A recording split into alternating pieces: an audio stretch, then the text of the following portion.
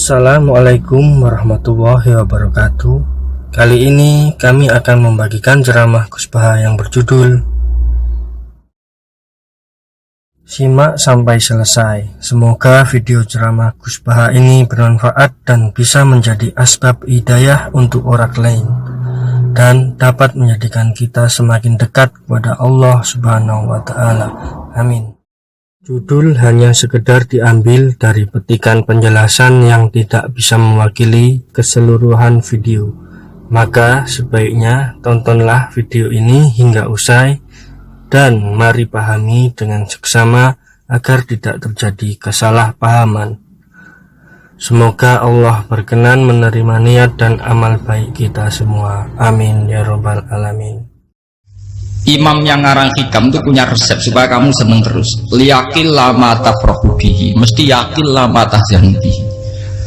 Usahakan sedikit sekali apa yang bikin kamu seneng, maka akan sedikit sekali yang bikin kamu susah. Jadi misalnya kulo nih, jadi kiai misalnya cari wong ya, kulo kiai wong alim, jelas nak ngalim ngalim, nak kiai rapati ya, nak ngalimnya jelas. Tapi nak kiai rapati, nah kan kiai tapi ra ngalim.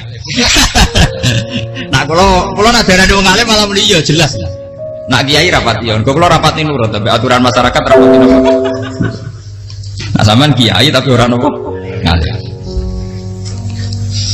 Ya betul. Enggak, ini memang bedanya jauh. Ya mungkin lebih kiai sampean nih. Cara derdek dongo meyakinkan sampean. Tapi cara artine dongo piye paham ku. Lha boten iki nyata, sampean rasa tersinggung napa barang-barang napa? Nyata. Nah, kalau sering ditakoki kiai-kiai masalah resepnya apa jenis? Jenengan rata susah, dal kita rata wiridan atau mohon sisip. Resepnya ilmu begini kata hikam. Ulama yang kayak hikam tuh pernah ngarang kitab tuh saking syukurnya entah saking angkuhnya terserah komentari.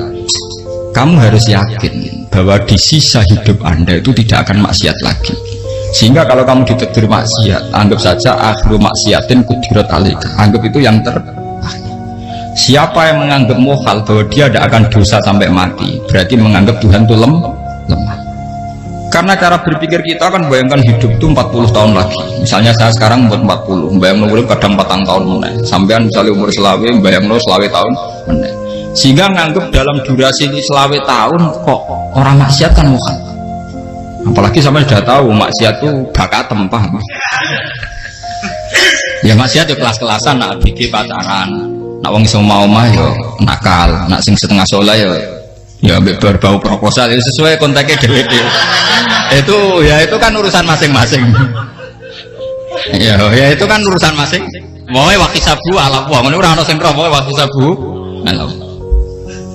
Ngarobong wali songo, mbok kangen wali songo, mbok golek selisih wae napa alam. Sing roh pangeran tiap. Mbok kangen wali, mbok golek selisih margin. Niku pokoke wae napa ya, itu kan urusan ini jenengan mbek pangeran, bukan urusan kula. Tapi tetap saya sebagai ulama mengingatkan, niat itu ditoto. Begini, ulama dulu tuh ngitung hidup itu hanya 2 menit 2 detik, sehingga dia ya gampang saja. Kayak imam, kayak kanjeng Nabi itu, ya Rasulullah kenapa tidak menyediakan makan untuk besok? Loh, saya itu tidak yakin kalau hidup saya sampai besok. Ya sudah begitu cara, ya sudah tenang saja. Kalau sampean kan bayangkan hidup 4 tahun lagi, 5 tahun lagi, sehingga arah mangan di wedi tenan. Padahal bolak-balik zaman cilik arah mangan tetap wedi. Jadi cara berpikir Nabi itu begitu. Begitu juga cara pikir sahabat, cara pikir ulama-ulama yang waras itu begitu. Lalu saya itu pernah melarat di Jogja, zaman pertama merantau. Itu kalau sampai saya bilang, Gus kok tidak punya beras, tapi aku yakin nak sesuk urip palu. Gue butuh mangan sesuk, anak sesuk ijek nopo. Cara berpikir ulama itu begitu. Sehingga melihat maksiat juga gitu. Alhamdulillah aku ijek urip 1 detik, 2 detik, 2 menit. Sehingga hidup. Dan itu sudah cukup untuk lafadzkan la ilaha illallah. Makanya kata ngarang hikam, betapa murahnya Allah. Surga itu hanya bisa dibeli dengan 2 menit. Karena surga itu senilai la ilaha illallah. Miftahul jannah la ilaha illallah. Itu cukup 1 menit. Berarti surga itu regane mau 1 menit. Dan karena dia nganggap hidup itu 1 menit ke depan, la ilaha illallah, ya sudah. Dia ngitungnya hidup itu per menit. Kalau sampean kan enggak, per 10 tahun, per 20 tahun. Sehingga kriminal betul, cara pandang sampean itu kriminal betul.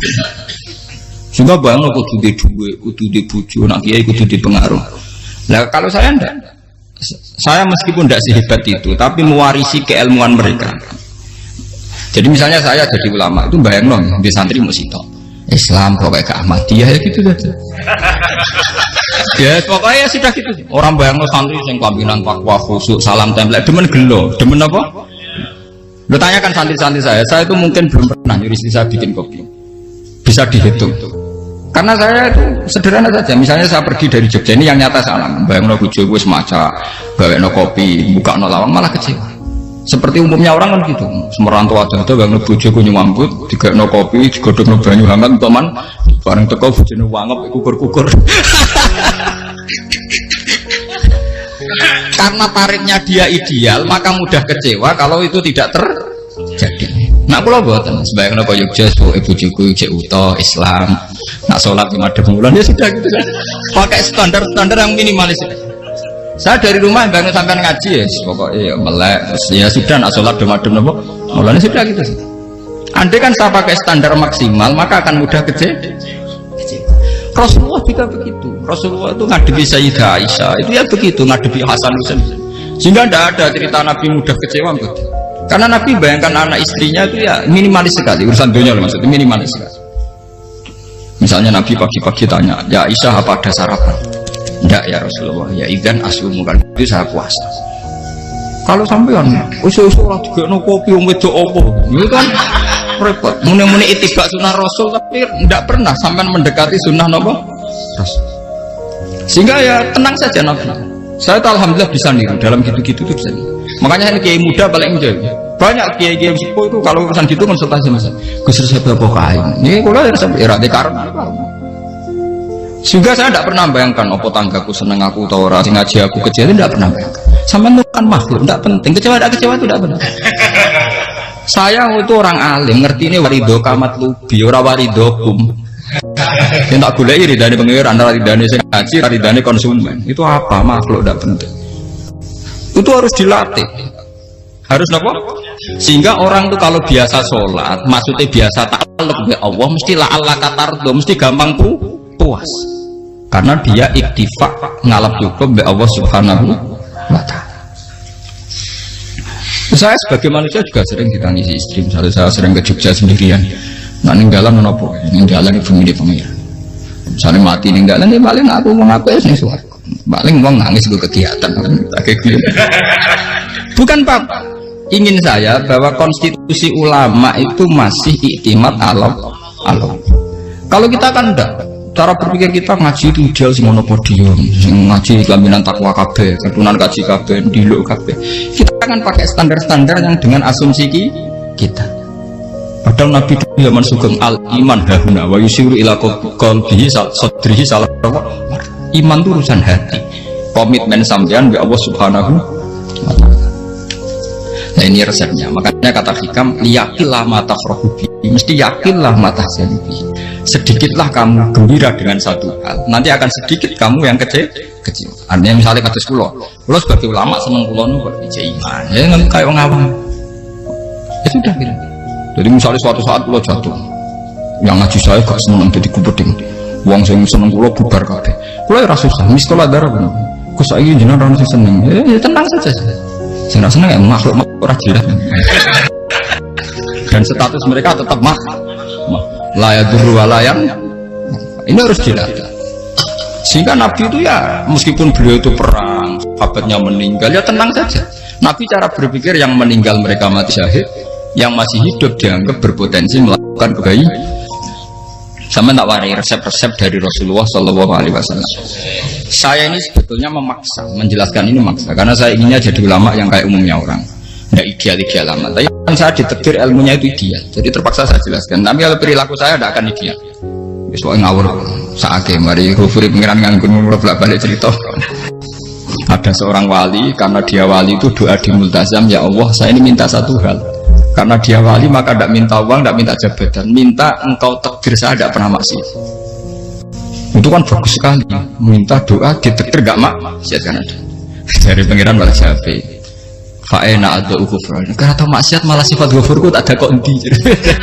Gamane pangeran ini sifat ghafurku ora nganggur. Makanya tidak ada orang selain Nabi kecuali ditakdir tahu maksiat dan sifat ghafure pangeran efektif. Paham apa? Lara sampean kan ghafure bonggo kabeh. Dadi karek sadidul iqab. Karena maksiate sampean sering. Jadi sifat ghafure wis berlaku aktif. Saya karek nunggu sifat sadidul iqab. Paham ya tadi? Itu beda dengan wali-wali. Sifat sadidul iqab mau aktif mereka tidak punya malah pangeran bingung gak kok sifat ghafure. Apa tak kok ghafur atau dosa didakoi sadidul iqab gak tahu maksiat. Pangeran malah sing bingung. Nak kowe ora tau maksiat ghafur kok tak dakoni. Kok ora tau maksiat wong iku ora tau apa? Didakoki sadidul iqab gak mungkin atau maksiat. Lah pangeran ape dakok ghafur kan syaratnya dosa sik. Sampean kan walian. Ghafure wis dientekno. Keseringan kepake, paham ya? Karek nopo? Karek sadidul iqab. Ya itu memang standar Tuhan. Semua Quran itu kalau nyeritakan gitu. Nabi ibadi anni anal ghafurur rahim. Kawulaku ceritani aku ghafurur rahim. Tapi yo ceritani wa anna adzabi wal adzabul alim. Jadi Nabi ibadi anni anal ghafurur rahim wa anna adzabi wal adzabul alim. Kalau Nabi Ibrahim Nabi Muhammad inna rabbaka lasariul iqab. Pangeran cepat nyiksane. Tapi wa innahu laghafurur. Jadi dua sifat ini pasti aktif. Dan tentu ulama itu senang sifat ghafur itu ya meskipun aktif, tapi mereka tidak pernah ngambil fasilitas sifat nopo. Kalau baleni malih. Sehingga kayak Sayyidina Umar radhiyallahu anhu ketika beliau pertama jadi khalifah, ini cerita di kitab Hayati Sahabat. Pertama dia jadi khalifah, orang mengira dia akan ngomong hal-hal yang besar, visi besar tentang negara, visi besar tentang izzatil Islam wal muslim. Tapi ketika Umar pertama pidato begini, ayuhal muslimun ayuhan nas, ana, dari kata Sayyidina Umar, ana hulamun min bani Mahsud, akulu min kholati, saya ini pemuda dari Bani Mahsud. Kecil saya bisa makan karena bulik-bulik saya punya kebun kurma yang kalau saya memanen diobahi beberapa biji dan itu menjadi kuti wahayati, menjadi saya bisa hidup.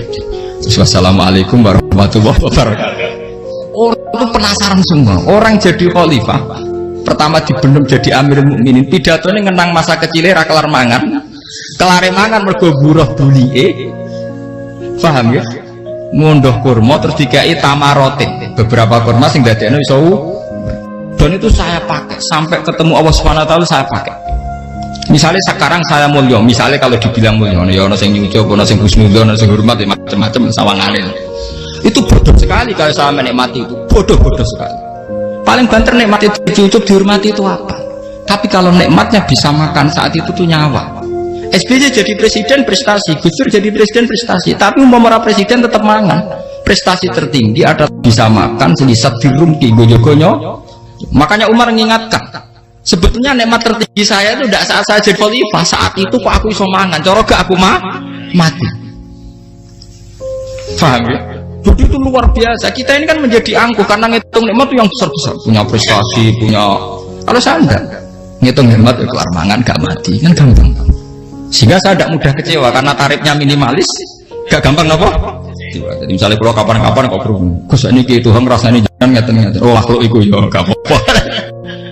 Kalau disetatuskan kiai kan seakan-akan ngomongnya sakral, seakan-akan mandi. Tapi nak tak status, oh makhluk itu ngomong-ngomong ya sudah kan.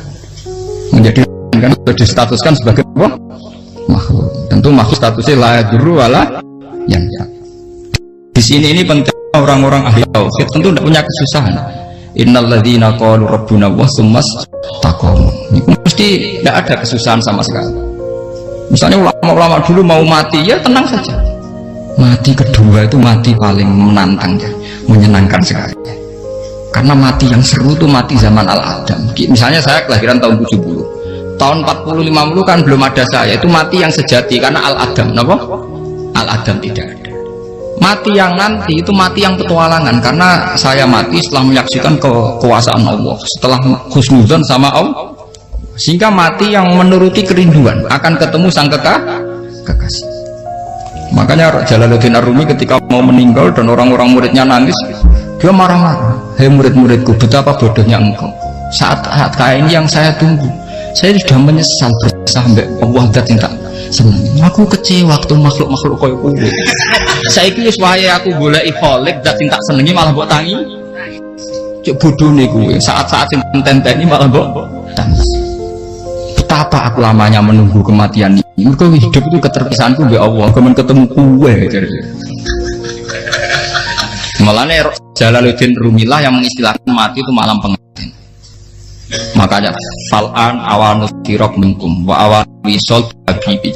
Ini saat yang indah karena ketemu dengan berpisah dari makhluk-makhluk yang tidak penting menuju sama Habib kekasihku. Jadi dia misalkan mati itu malam pengantin. Semenjak istilah itu populer sehingga di Jawa ana ngipi dadi nganten takwilane mati. Itu filosofi sufi, ya filosofi napa? Lah niku begitu juga sahabat-sahabat dulu. Bilal mau meninggal, anaknya udah nangis. Bilal lagu ya. Ditanya sama anaknya, kenapa anak-anak kamu nangis? Dan jenengan badhe kabundut. Aku malah seneng mati. Hudan nalqal akhibah Muhammadan wa hisbah. Aku nak urip ketemu nih kowe terus. Malah nak mati ketemu Nabi Muhammad. Hudan nalqal akhibah Muhammadan wa hisbah. Nah, dengan cara pandang begitu maka hidup itu enjoy saja. Ya saya sebenarnya keberatan pakai kelas ini, keberatan karena saya harus ngulang sampean-sampean. Ya makanya potensi kayak saya tentu mengurangi jadwal ketemu. Makanya saya mohon kalau tidak penting itu jangan sungkan. Anggap saja itu bagian dari hormat saya. Ya minimal sampai anak misalnya di dua saya ketahui gue jajan pentolan enam lopo mau kesuwan bareng malah repot. Gue ganggu uang anak peleleran pak. Nah misalnya sampai kepentakok hukum. Uang nak pinter, hukumnya takokan ya ringan, takok kita tangga paling bisa. Karena pertanyaan yang ringan tentu ya ringan-ringan saja kan. Gak perlu kiai kali sampean ra usah GR. Lo pertanyaannya angel Gus, gak ono sing iso jawab. Uang nak ra alim tasbih, iku pertanyaane ya ora patimu itu. Iku wis kangelan ngoten. Ini mboten ngenyek tapi padha enak. Padha napa? Makanya kalau latih, jadi hikam sendiri itu ada manhaj, ada metode. Kalau orang supaya tardo, yakin lama tafrohudi, yakin lama tahsen. Anak saya itu kalau habis main pulang, itu saya senengnya pol. Istri saya pernah jangan. Gus, anak mulai senengnya di biro-biro, anak-anakku gemulai nih ngomah, misalnya terus bisa. Saya terus anakku lo main mulai itu seneng. Biro-biro anakku mulai nih ngomah. Dipanggil anak saya bapak itu senengnya tak boleh. Biro-biro ada yang manggil bapak. Jadi saya pakai standar minimalis kan. Saya tidak pernah pakai tarif. Dia anak yang ideal dihormati orang. Mungkin pak anakku sujud nih pangeran, ngerti pentingnya mau tasbih. Makanya anak saya tak namakan tasbih semua. Itu ya sudah selesai. Saya tidak pernah bayangkan anak saya jadi kayak besar dihormati jemput. Mari gampang kecil. Ya, sekolah kan Sayyidina Umar. Saya pemuda dari Bani Makhzum. Yang kecilnya bisa makan karena buruh bulikku.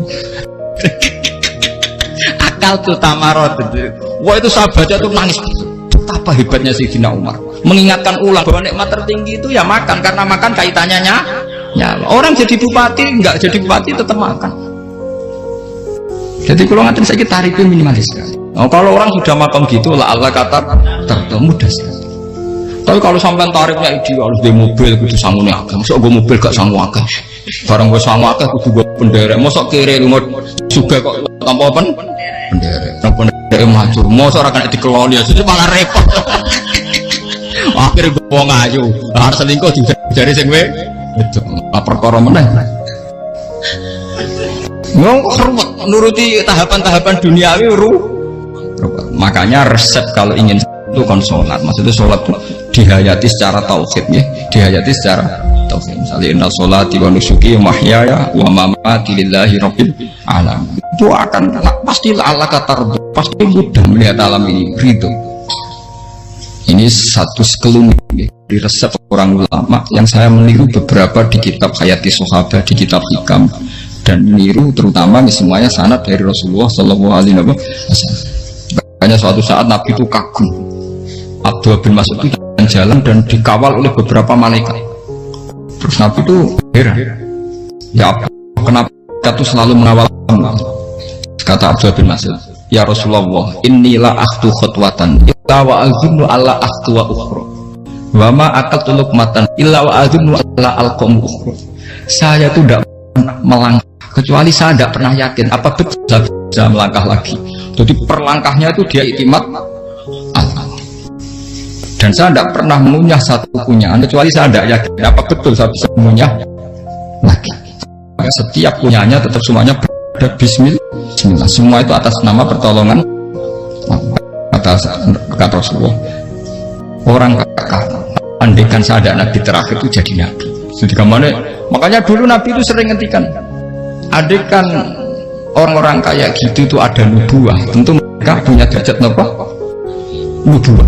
Jadi tidak jadi nabi tapi punya derajat apa? Nubuah. Nah, orang yang cara berpikir gitu tentu tidak khawatir apa yang hilang dari dirinya karena dia berkontrak dengan Tuhan hanya per menit per detik. Jika mempunyai resep al-mu'min yusiru sana Allah ayakuna li nafsi dzakiron. Seorang mukmin yang sejati tentu kontaknya dengan Allah Subhanahu wa taala dan dia tidak pernah ingat dirinya sendiri. Kayak sampai pas umat tapiil, Allahu Akbar, Allah Maha Besar, subhanallah. Selalu ana wong ngrasani masuk lali utange barang iku. Tapi yang jelas kan menjadi enjoy dengan dirinya sendiri. Paham ya? Menjadi enjoy dengan dirinya karena dia tidak sering punya kontrak dengan makhluk. Nah ini maksudnya Allah apa? Janganlah Allah kata kamu pandang apa nak sholat terus kabul kajati, apa nak sholat terus untuk duit ya ber. Karena cara pikir iso aja nak duit ya. Dan ini resep ya, dan resep ini dari ulama-ulama yang istinad ila Rasulillah Shallallahu Alaihi Wasallam. Karena kalau Nabi itu memang cara pandang. Aisyah itu pernah ditanya, ya Aisyah, saya ini ingin makan apa daging yang dari sahabat ini masih. Wah ya Rasulullah sudah habis karena tak kasihkan tetangga. Itu Nabi tidak marah-marah, malah bilang, kamu benar Aisyah, biru yang kamu kasihkan tuh yang masih. Karena daging dipangan dewe kadang nuruti nafsu, nak dikekno wong sedekah nuruti perintah pengen. Jadi kanjeng Nabi beneran Aisyah dagingnya mijek mongko ana tiyang malah ijek sing nggo sedekah malah sing ijek. Cara berpikir Nabi itu begini, tapi tahu-tahu disederhanakan sunnah Nabi serbanan. Nah itu kan ya memang itu bagian dari sunnah Nabi, tapi sunnah seharga 10.000. Paham ya? Ya monggo mawon sampean sunah Nabi serbanan gitu, tapi itu sunnah yang bisa dibeli dengan murah. Hakikatnya sunnah Nabi itu rata-rata bentuknya perilaku. Napa? Sampean delok dawuh Aisyah tenggene tibak berjanji, kana khuluquhul Qur'an wa shimatuhul ghufran yansahu lil insan wa yafsahu fil ihsan wa ya'fu 'anil dzambi idza kana fi haqqihi wa sababi. Kana khuluquhul Qur'an, Nabi ku akhlak dasare wis kaya Quran tok. Urusane akhlak. Wasimatuhul ghufron, ciri utama sifatnya Nabi gampang nyepuro. Yang sohulil insan, dan Nabi punya niat baik pada seluruh manusia. Wayak sahufil ihsan, sering melakukan ihsan. Dan sunnah Nabi ngoten kan lu sering kulo Quran ya pal mulan. Wasimatuhul ghufron kulo gampang nyepuro, sampai ngaji angop ya tau tamu. Yang sohulil insan, kulo bedino nanti tiang mulan. Wayah sahufil ihsan tak dia gampang. Kalau mulai ora tahu itu sakmene kudu podium kudu wong dilo ya ora. Pokoke akhir kiamat dia ya madhep mulon ya sudah. Loh itu kan dawuh Aisyah ketika ditanya kaifa kana khuluqu Rasulillah. Dan itu semua dijawab oleh ahwal, oleh sebuah perilaku. Tidak ada Aisyah jawab nganggo atribut. Oh Nabi itu jubahan serbanan, tidak ada itu. Memang itu sunnah ya, itu sunnah kan, jangan salah paham ya. Tapi itu sunnah yang tidak dijawab oleh Aisyah. Sunnah yang sampean jawab sendiri, paham? Aisyah yang istrinya Rasulullah ketika ditanya kaifa kana khuluqu Rasulillah, beliau jawab kana khuluquhul Qur'an wa simatuhul ghufran yansahu lil insan wa yafsahu fil ihsan. Semuanya akwal wa ya'fu 'anil dzambi idza kana fi haqqihi wa sababi wa idza biya haqqu wa lam yakun li ahadi marra'ahu badihatan haba wa idza ta'ahul miskinu ajaba yaqulul haqqa walau kana murra wa la yutmiru lil muslimin hisaw wala. Semuanya itu akwal, satu perilaku sosial. Saya mengakui kalau serbanan sunnah. Ya saya ngakui, tapi sunnah terus karena saya mewakili yang akhwal tadi, yang apa? Lah mungkin kok sampeyan, monggo kalau untuk ngisi sunnah. Tapi mbok ya adil itu. Ini bukan kritik mboten, yang meyakini serban sunat kan sudah banyak dan itu bagus. Tapi cobalah juga meyakini akhwalu Rasulillah. Makanya mansanna sunnatan itu rata-rata ulama maknani siapa yang ikut sunnahnya Nabi. Rata-rata ulama nafsir akhwalu Rasulillah wa af'alu, perilaku sosial Rasul. Makanya terusannya wa idza ja'ahul miskinu ajaba, kalau dipanggil orang miskin ya datang. Ya maksudnya ada harus orang miskin manggil pas resepsi kawin boten. Misalnya ono wong melarat kuwi di sepeda motor, wong melarat iki ngeteroni puskesmas ya mbok terno. Wong melarat loro yo nukono misale apa minyak kayu putih mbok tekani. Ora kok ngerti-ngerti mbok ngurusan walimatul urus sing wajib piye. Payah. Yo lan padahal miskin aja pe ora ono hadise urusan walimatul urus boten. Kalau orang miskin manggil ya, dalam riwayat hadis ya Nabi sering dipanggil orang miskin. Ya Rasulullah, mbok datang ke rumahku, ada apa? Terus ya Nabi, saya tuh ingin rumahku sing elek jenengan nanti sholat temriku. Ya Nabi datang ya sholat aja, ya harus jangan. Fi ayyi makanin aradta an usolliya fi. Kamu di tempat mana kamu seneng sholat temriki ya Rasulullah? Ya Nabi sholat. Senudang ya waras pisan. Kenangan mbek Nabi kok mae dienggo sholat Nabi. Ambean tahu tanggung kiai kon sholat. Kon promosekno anakmu iku paham. Ya itu nggak nunggu kersane ketampi PNS. Padahal kiai ini dia anak era PNS. Kalau dulu kan sahabat ngundang Nabi itu ya gitu. Rasulullah, saya itu ingin sekali engkau sholat di rumahku. Fa'attakhidahu musollan. Kemudian tempat yang pernah engkau sholati mau tak pakai musola pribadi. Makanya masjid kiblat itu rumahnya sahabat. Karena dulu Nabi pernah sholat di satu tempat. Adalah ono perintah takhlilul kiblat itu di rumahnya sahabat. Sahabat dulu tuh kalau ngaturi Nabi itu kenanya ingin Nabi pernah sholat di situ. Ya ilmu ngeten ini muntah. Ya untungnya ten kula, jadi ono sing eling-eling memang. Teman-teman kudu syukur ya, artinya syukur ya. Orang kayak saya itu tidak usah sampean dikte-dikte ngikuti hukum adat. Kalau ngoten sampean gelo mergo kula ora iso teko, kula ya gelo perkarane ulama kok mbok atur. Makanya saya sering guyon cerita, saya itu kalau di pasar Pandangan dulu itu anyaran boyong sering di pasar, ditanya sama Gus Mengalim kok di pasar, piye? Aneh, ya aneh tuh, aneh piye? Bodohnya kalau ngalim. Kadang masyarakat itu tidak sadar keanehan dirinya sendiri. Mereka enak saja merasa kalau orang alim ke pasar itu aneh. Mereka tidak sadar orang bodohnya kalau ngalim ya aneh. Enak saja mereka mikir sepi. Faham ini supaya sangkan Allah karena potar.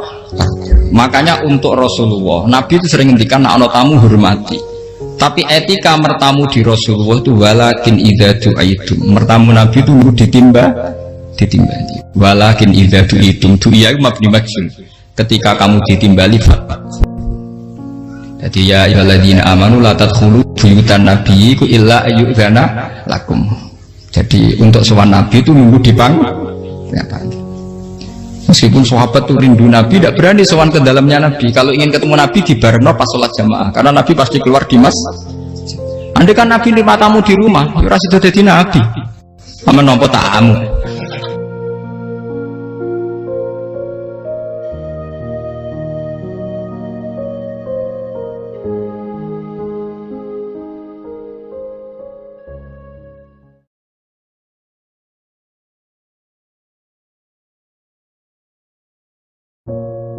Terima kasih telah menyimak sampai selesai.